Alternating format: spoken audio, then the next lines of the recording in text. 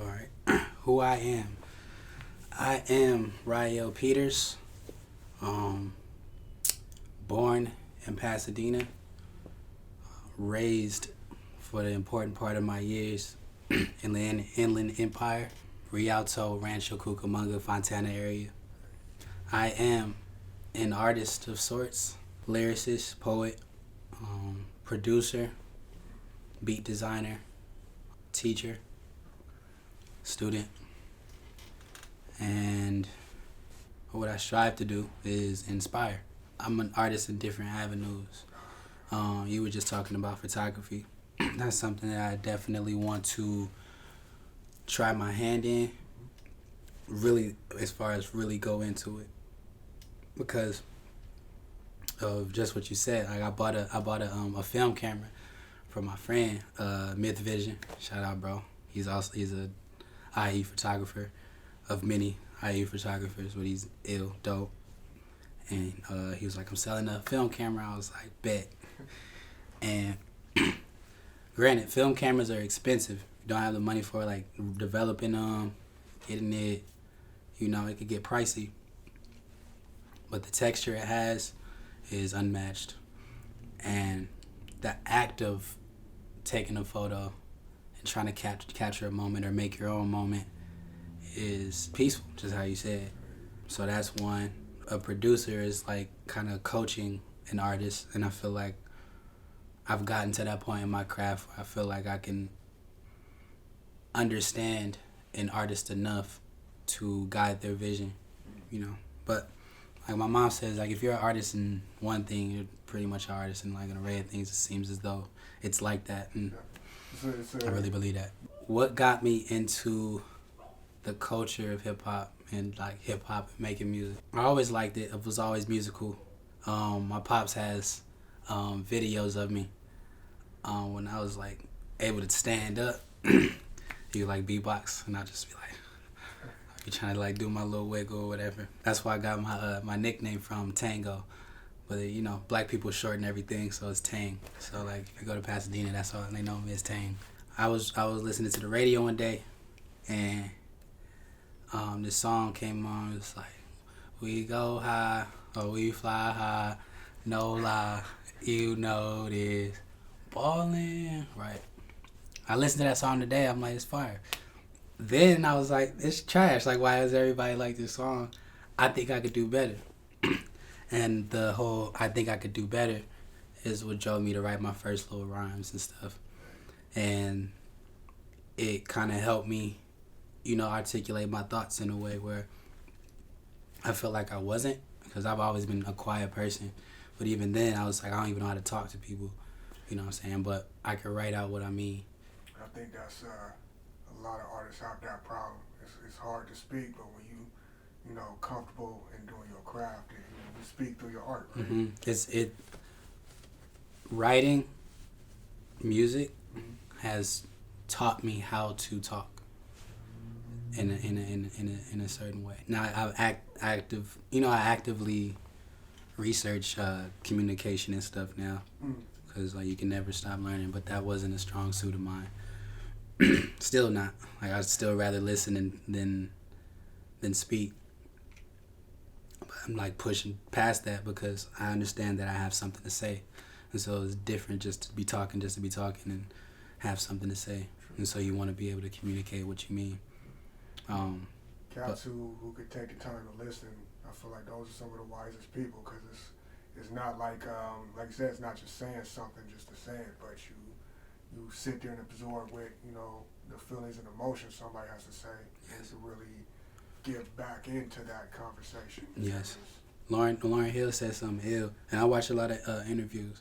Lauryn Hill said something ill. She was like, now I'm trying to understand more than being understood. And that was powerful, you know what I'm saying? Because if you can understand where somebody's coming from, then you can better articulate yourself to them, because you know where they're coming from, where it's just like, I think it just makes sense. It drove me to write my first little raps, because I thought I could do better than that. And it turned into me to something that was cathartic for me. You remember your first rap? What did I say? I do. It was whack. I'm not even gonna say it. It was horrible. But it was like, just try to be cool. It was just like, I'm gonna just say this. It rhymes. I was fire. I thought I was. I'll tell you this. I was so naive. In that time, I'll say this. So, I had a notebook. It was a blue notebook, and I wrote on it. I was like the rapping office, but I was like so hyped off it. I'd misspell rap, and it said rape on it, and so I was like rapping office, and my mom was like, I was like, oh, so I was like, put an extra P. But yeah, that's funny. So yeah, I didn't even think I finished that notebook. I think I like gave it up around that time. I think it was like 8 or 9, but I really picked it up like for real, age like 12, 13, where I was like really writing. Like I figured it out. It wasn't that. I just thought it was something that was cool, and in hindsight, it probably was just the fact of me getting my thoughts out at a time where, so I'm a middle child, okay, right? And so I come from a place that's observant, like watching my little brother grow. Like, okay, he's making some of the mistakes that I've made, though he does some stuff different. That's interesting. You see your older brother and the mistakes that he's making, but also the things that you can learn from. Excuse me. You see your uncles and all of your what do you call it?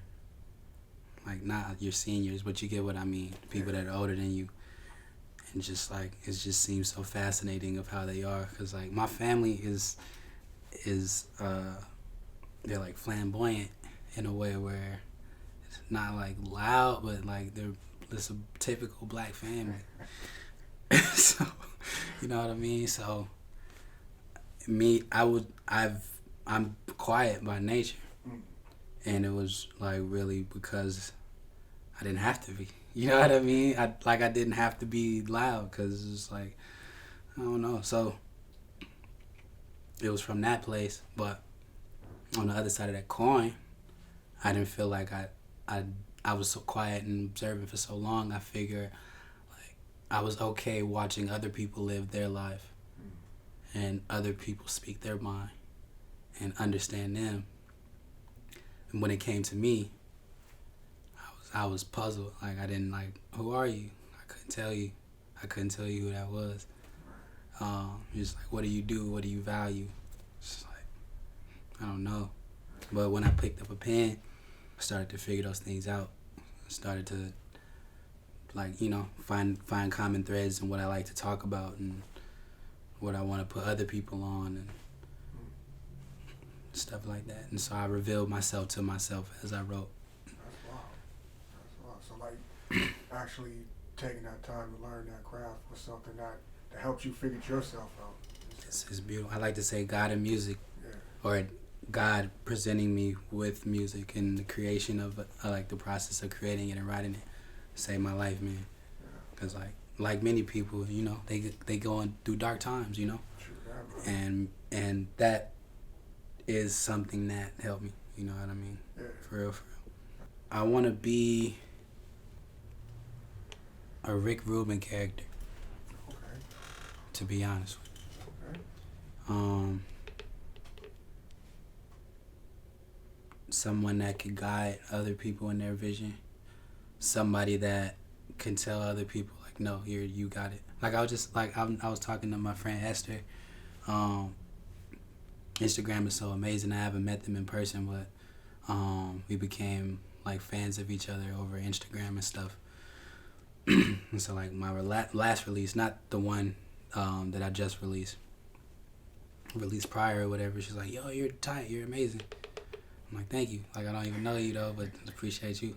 And like so from then on we conversed. And so recently she showed me, she was like, yo, I gotta call you right now. Boom. She called me on IG. It was like live or whatever. She was like, boom, I gotta play something. So she played it for me. I'm like, so you're singing, right? Like this is you singing. after she played it. She's like, yeah. And I was just like, when she played it, just to set the scene, which was just yesterday, when she played it for me, before she played it, she was like, you sound depressed when she answered the phone. So it's like, I'm just in my own world. I did have a bad day, honestly. And I don't have too many of them, so it's just like, oh, like today is hard or whatever, right? But when she played it, and like, I'm back. I'm like, this is not beautiful. It's like, and so I feel like I can be someone that unbiasedly can tell people that they are somebody that who they are. Like, you're good, you're amazing. This is how to continue. You know, but be somebody that, like, I think Rick Rubin as like a genie. Like, you know what I mean? He just appears somewhere. He doesn't go. He's just like, he just is where he's at, and then he's no longer there, and then he appears somewhere else. I feel like I'm already that person anyway. Like, I move pretty much along in a lot of, pretty much every day. You have a favorite Rick Rubin production? Favorite Rick Rubin production? Yeah. No, because there's so many of them, and he's so like well versed in so many genres. And me being somebody that loves music, I don't venture off to find new music often. And it's just my whole little thing of not wanting to be disappointed in what I'm hearing, but it comes with it, you know what I mean? So I gotta get past that. Yeah. But I don't know, common one, 99 Problems. That's like bananas.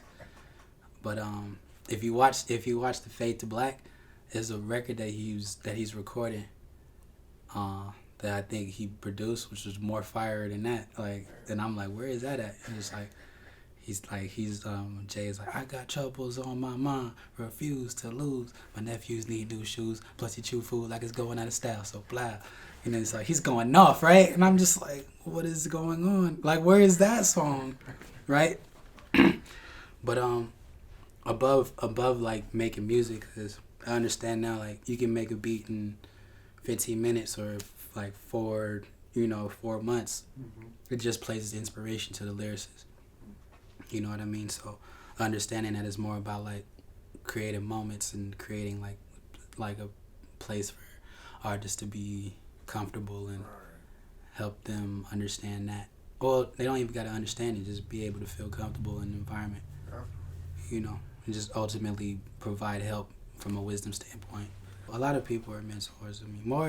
More so rappers, because I'm like trying to get good at music still. But like being like, you asked me like, where is at the Pinnacle, and so trying to see as far as I can into the future, that would be a character that I would want to play eventually. Somebody that's like not figured out music, but just like, I accomplished a lot here. Yeah. I want to help people now. Definitely understand the whole spectrum of the culture, and it's not in hip hop, but just music in general. Right? Straight out, because it's like, you know, it's dope having to start in hip hop, because hip hop is everything. It samples everything, so it's just like, you know what I mean. So, like, me being somebody that digs for samples, you're gonna listen to probably every genre if you like, you know, because like what this one got, you know, you'll end up listening to some stuff you didn't even know existed. What rabbit holes have you fallen into? You know, just listening to just random music. Dog, I think there's this genre called T-Zone. T-Zone. Or like something zone, right? Yeah. But it's like basically, it's like just atmosphere sounds. Like somebody can set up microphones in your house. And just listen to like right for a day. Right, you can set up microphones in your house for a day, and just let them play. Go to the studio, get what you recorded, and then make something out of it. See? And that, you know what I'm saying? Be like, I'd be scared I fuck around here a ghost or something. You would think so, right? But it's just like, you know what I'm saying? They could, for that particular instance, yes, I probably would be scared. Like, nobody was at the house at this time. Be like the house settling and shit. Right. Was that a ghost? You're right. Hell yeah. But like stuff like that, like it could be, you know, like that's some of the craziest, one of the craziest rabbit holes. A lot of the dope. What I find is like other cultures, like Asian culture, be having like Asian funk, and just like, you know what I'm saying, just like different like way out stuff. Japanese jazz. That's what I've fell into that like a few months ago. I downloaded a gang of shit on my bananas though, right? They're just like, where are y'all getting? Exactly. Like why are y'all so good? I think that whole culture though, they just you know, they got them tiger moms and stuff, so they be having them practice and shit. But like, you're right though. It's like it's built off of excellence. That's one thing that I love about Asian culture, man. I do. They go in when they figure out what they love doing. They go in. They go in. like perfection. You know what I'm saying? That's like, and it's dope because it's like, why wouldn't you want that for yourself and whatever you're doing? So it's just like they kudos to me. It's some like, as far as a threshold, as far as a bar, if you set yourself like at that bar and be like, I want to be as refined as them, I don't think that's a bad thing at all. What do I do it for? Man, it's a multi-layered answer. We got time.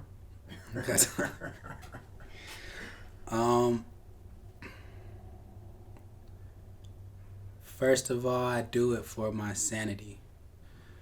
It's something that I have to do. So if I wasn't getting any followers from it, meaning any following from it, if I wasn't getting any money from it, which I'm not right now, but if I wasn't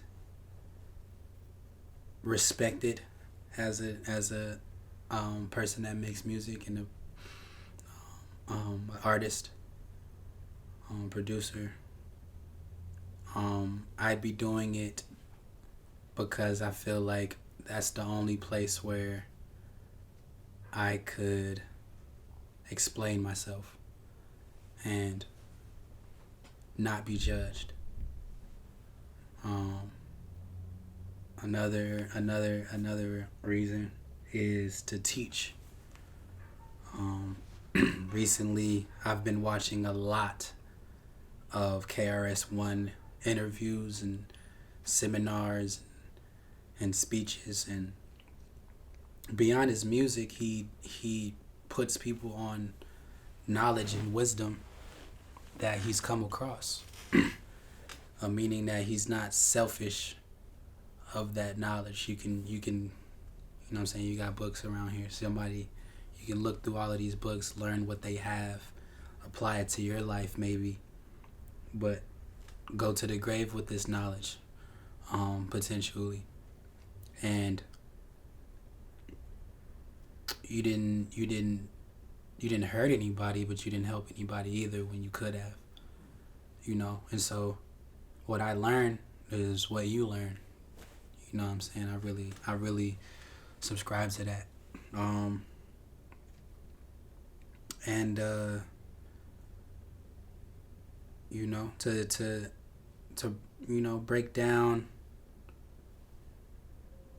break down that barrier amongst people. I was on the phone with a good friend, a friend of mine. She was on LSD on the phone call. So I was on the phone with her for like 3 hours straight, just hearing her just bug out, right? But it was dope because she wasn't like way out somewhere. Like I was able to, converse with her. And we came up, an acronym hit me about art, because we were talking about art and how it brings people together. And I'm like, wow, like art can be an acronym for Allah reunites them. Like them meaning like people, whoever, like, like people love Tupac. They might not understand him as a person, but they like him as an art piece. Somebody that, like that, the make of him as art. People love him. You know what I mean? And Pac transcended racial boundaries, You know what I mean? And it was because of him, you know, he was an art piece, a walking, talking, living art piece. And so, and I'd say like the fourth reason is just to make something beautiful. You know what I'm saying? I feel like hip hop has come to a point where it's like, okay, like, all right, Dark Twisted Fantasy probably one of the best albums ever, but it's rooted in hip hop, right? But here's somebody that looked at hip hop and being like, all right, let's keep the hard drums, the dope lyrics, the Biz Marquee think you can sing but can't sing, but have the feeling like, let's keep that element in it because it's always going to be that, but let's make it as beautiful as possible. And I feel like putting hip hop in that vein is like the natural progression of it. Like hip hop already has the best stories and the most unique perspective because like everybody has their own story. But if you can make something beautiful, hip hop, like people like Kendrick Lamar are doing, like Kanye, like you know, like West Side Gun, Mock Hami, you know, like these people are doing. Like why not if you're able to? Not the same loop. Like let's make something beautiful. Let's do something different with the samples. You know what I'm saying? Like let's do like what No ID did on 444. It's just like, but just like how innovative that man was on the production. It's just like how, in a sense, you know what I'm saying? Like, how are you doing this? And I think that's like, you know, why wouldn't you want to go to those places where it's just like you can hear a lyricist and be like nigga said, what did bro say?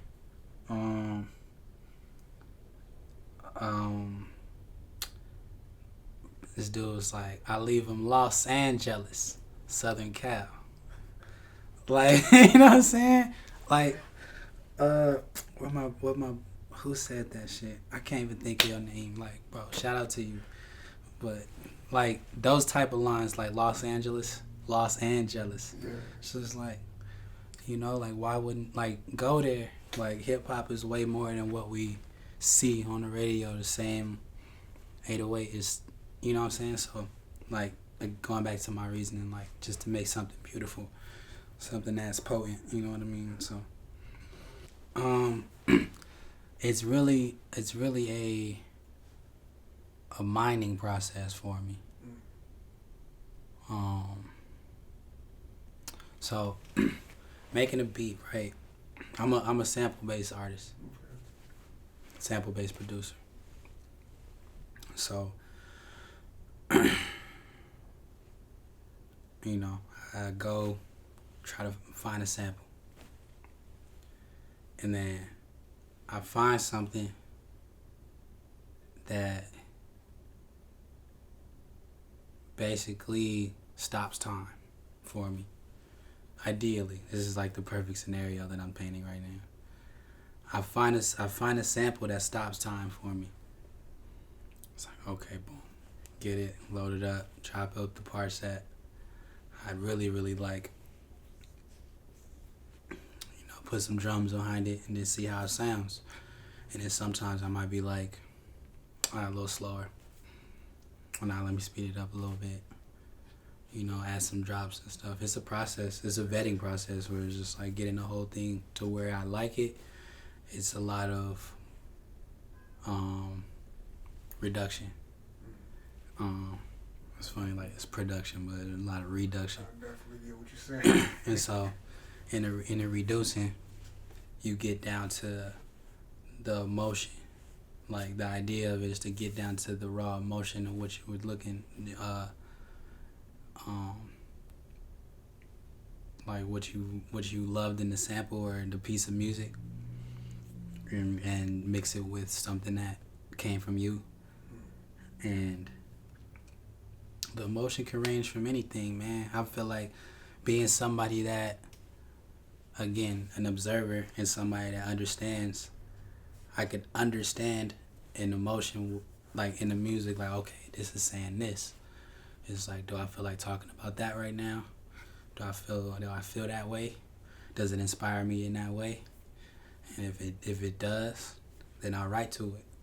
If I feel like it'll be something that I can get to later, I'll like put it in a playlist. If it's something that I was like, nah, put it away or send it to somebody, I'll do that.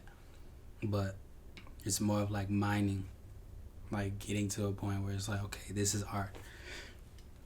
And then whatever happens to it after I find, like, you know, polish that diamond is what happens. But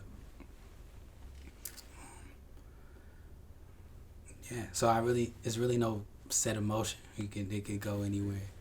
It's all, or you just like, I guess it funnels into you, kind of deal. Like, In a way, yeah, like it kind of, like the song that my friend sent me that I mentioned earlier. I was on a conversation with her. I'm like, yo, let me sample this? Like, let me chop this. Cause she recorded it in a conventional way, just like on her laptop.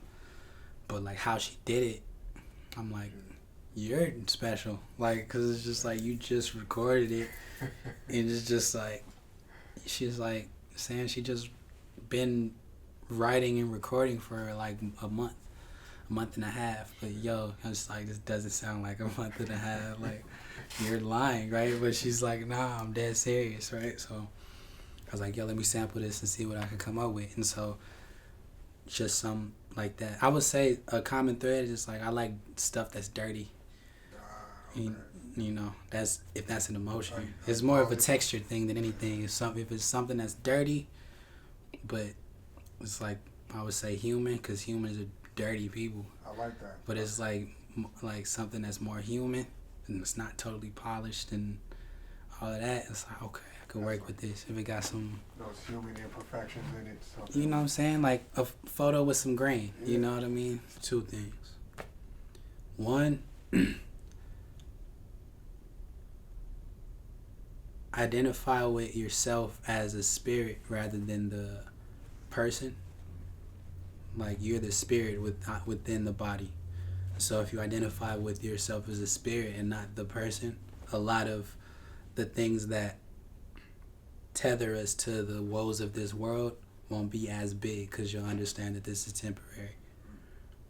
And so a lot of the gloss and the shine and the shiny things in this world, you'll see a lot of cracks in the pavement. You know what I'm saying? And then you'll go back to what's real. And the second thing is pay very close attention and have the utmost intention on the words that you use. This is something that I personally am still very much honing in on, but the conscious effort of me changing my vocabulary to something positive and something, even if you don't believe it, right? It's just, people ask me, like, how you doing? I say I'm impeccable. I could be feeling shitty that day. But the fact of me saying that I'm impeccable, it manifests itself throughout my day somehow, you know? And again, like the words that you use are all, everything is a seed to be planted. If you tell your crush, like, she's beautiful every day, you know what I'm saying? Like, by the end of the year, she's gonna want to know who you are, you know, opposed to not saying anything at all, or out of fear being like, oh, you're ugly, and then just like, you know what I'm saying? So everything is a seed that can be planted. So, and that's a power. You know what I'm saying? Words have power. Words are powerful, and words are our superpower. So, with that being known and that being a fact of life, use your power wisely. You know. And if I could give any, not just artists, anybody, it'll be that. Okay. All right, yo, it's your boy. No, I'm just fucking with you. Yes, Twitter, Instagram, Riel Peters, Riel, first name, last name, Peters. Riel Peters, Instagram, Twitter, you know, Bandcamp. Look at my last release, Sincerely Riel. SoundCloud, Riel Peters has a lot of my older releases. It's pretty good, if I do say so myself. So see for yourself, see if you agree. So yeah, I'm there. So Riel on Instagram and Twitter is Riel Peters _CME. Riel Peters _CME. What's the CME stand for? Creative Minds Entertainment. It was something that me and my close friend by the name of Josh Halo, we came up with. He's actually the person that showed me FL Studios, got me to making beats. He's younger than me, but he was on it in high school. He was like 2 years out of high school. Just like, what is this? And so yeah, so shout out Josh Halo, man. Another amazing lyricist, getting his education.